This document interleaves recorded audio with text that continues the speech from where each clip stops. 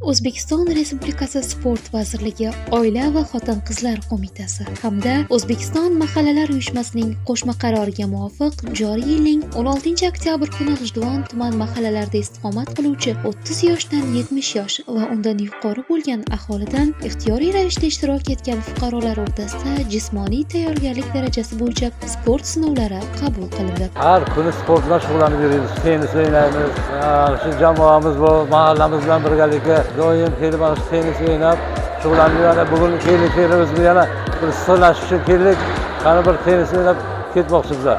Tadbirda tumanning turli mahallalaridan jami 210 nafar fuqaro ishtirok etib, jismoniy imkoniyatlarini sinovdan o'tkazishdi. Sport sinovlarining asosiy maqsadi aholini sog'lom turmush tarziga keng jalb etish, jismoniy faollikni oshirish va ommaviy sportni rivojlantirishdan iborat. G'ijduvon tuman sport maktabida O'zbekiston Respublikasi mahallalar uyushmasi G'ijduvon tuman bo'limi bilan hamkorlikda tuman aholisidan jismoniy tayyorgarlik darajasini baholash bo'yicha sport sinovlarini qabul qildik. Mana shu sport sinovlarini muvaffaqiyatli topshirgan aholiga sport vazirligi tomonidan sport sertifikatlari beriladi.